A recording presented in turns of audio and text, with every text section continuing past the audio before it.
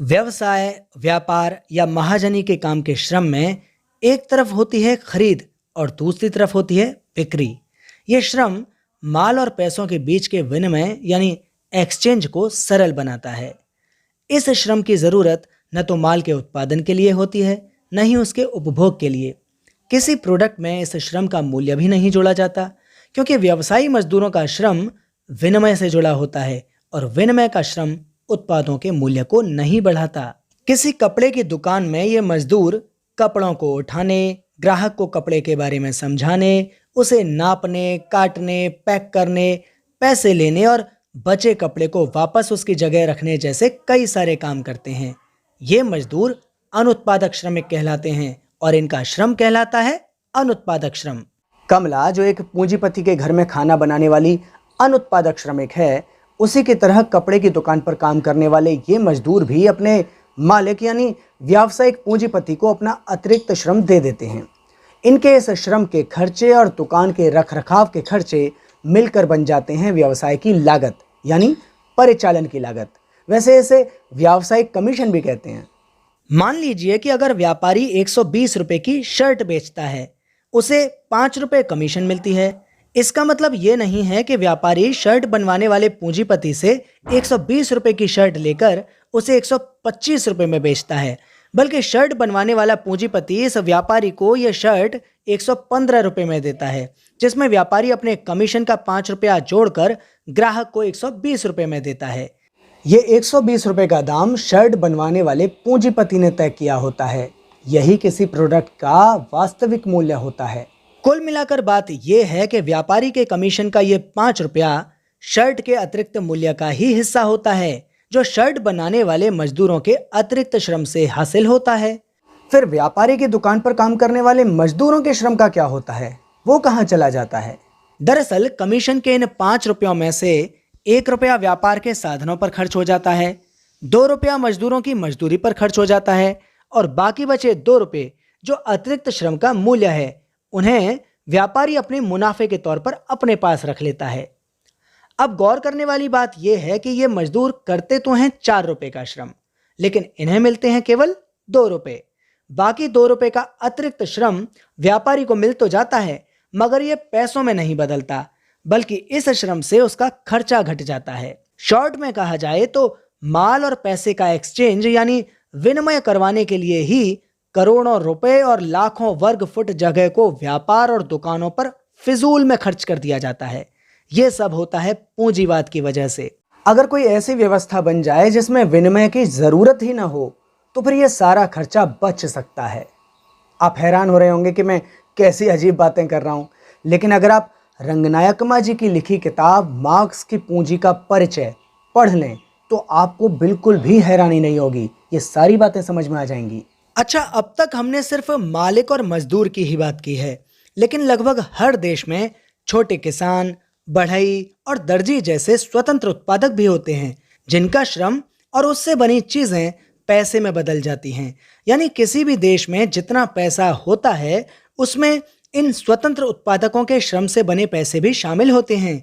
लेकिन किसी भी पूंजीवादी समाज में ऐसे स्वतंत्र उत्पादकों के श्रम से बने पैसे की मात्रा बहुत कम होती है, इसलिए फिलहाल हम इनकी चर्चा नहीं करेंगे। कुछ छोटे पूंजीपति भी होते हैं जो अपने मजदूरों के साथ थोड़ा श्रम करते हैं।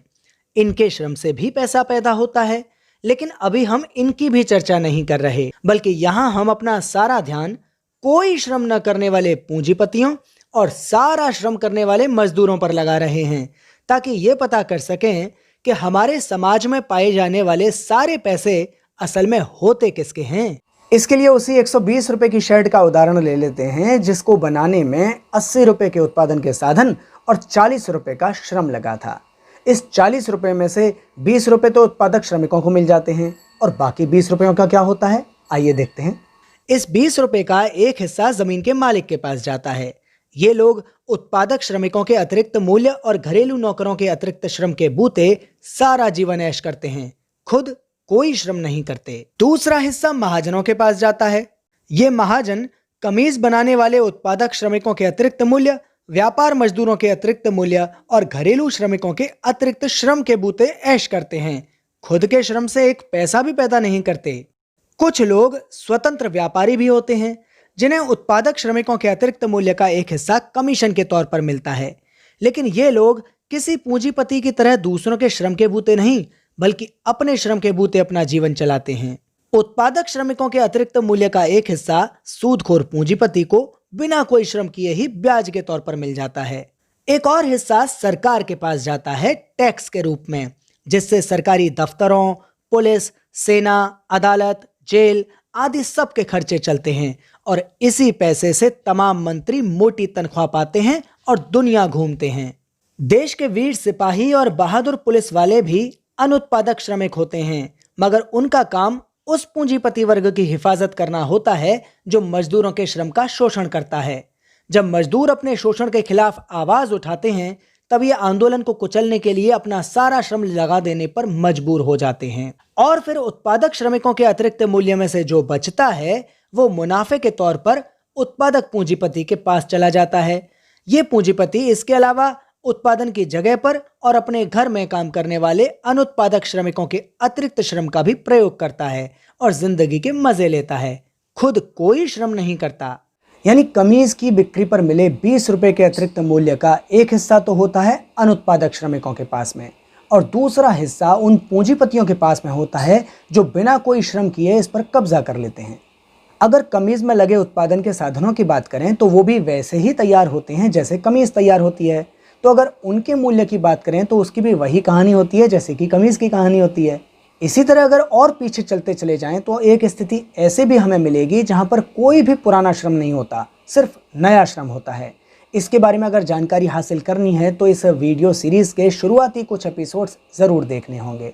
ये सारी कहानी सिर्फ इस कमीज की नहीं बल्कि हर माल की है। यानी पूंजीवादी समाज में पाए जाने वाले सारे पैसे उत्पादक श्रमिकों का श्रम होता है। जमींदारों, उत्पादक पूंजीपतियों, व्यापारियों, सूदखोरों, इन सब के पास जितने भी पैसे हैं, जितने भी मकान, दुकान, मशीन, जो कुछ भी है, वो सब उत्पादक श्रमिकों का श्रम ही है और कुछ भी नहीं। आइए अब हम माल के मूल्य की थोड़ी और पड़ताल करते हैं। कोई भी माल जब उत्पादन की जगह से तैयार होकर उपभोक्ता तक पहुंचता है तो उसके मूल्य में कुछ और जरूरी मूल्य जुड़ जाते हैं, जैसे माल की ढुलाई का श्रम, जो अगर न हो तो माल का इस्तेमाल हो ही नहीं पाएगा। इसलिए ढुलाई का श्रम उत्पादक श्रम है और इसे करने वाले मजदूर उत्पादक श्रमिक हैं। ये श्रमिक भी उत्पादन के साधन इस्तेमाल करते हैं, अपनी मजदूरी लेते हैं और इनके भी श्रम का शोषण होता है। इसी तरह माल को स्टोर करने का मूल्य भी माल के मूल्य में जुड़ता है, जैसे दूध को 1 दिन तक स्टोर करना होता है, सब्जी को 1 सप्ताह तक और अनाज को 1 साल तक। माल को पैक करने का श्रम भी उत्पादक श्रम होता है। पैकेट की लागत भी एक जरूरी खर्च है, लेकिन विज्ञापन का खर्च पूरी तरह से अनुत्पादक खर्च होता है। यह फालतू का खर्च होता है। विज्ञापन के बिना भी किसी माल का उत्पादन हो सकता है। इस फालतू खर्चे की लागत माल के अतिरिक्त मूल्य में से ही निकलती है। पुराने जमाने में उत्पादक और अनुत्पादक श्रम का कोई अंतर नहीं होता था, क्योंकि जितना भी माल उत्पादित होता था उसमें से बहुत थोड़ा सा माल ऐसा होता था जिसे बेचा जाता था, बाकी तो सारा का सारा माल खुद ही इस्तेमाल कर लिया जाता था। लेकिन पूंजीवाद में हर साल लाखों मीटर कपड़ा, हजारों बोरे सीमेंट और करोड़ों अखबार जैसी तमाम चीजें उत्पादित करवाने वाले पूंजीपति इस तरह के माल का 1000वां हिस्सा भी इस्तेमाल नहीं कर पाते। उन्हें यह सारा माल बेचना ही होता है। इसी वजह से पूंजीवाद को माल उत्पादन की व्यवस्था भी कहते हैं, जिसमें उत्पादक श्रम से मालिक वर्ग पूंजी कमाता है और अनुत्पादक श्रम से अपने खर्चे बचाता है। यूं तो दोनों ही तरह के श्रमिकों के श्रम का शोषण होता है, लेकिन अगर उत्पादक श्रमिकों के अतिरिक्त मूल्य की लूट रुक जाए तो मालिकों के पास इतना पैसा ही नहीं होगा कि वे कुछ अनुत्पादक श्रमिकों को काम पर रख सकें और उन्हें कुछ पैसे दे सकें, और तब उन्हें खुद काम करना पड़ेगा और तब ही सही मायने में सभी श्रमिकों को आज़ादी हासिल होगी।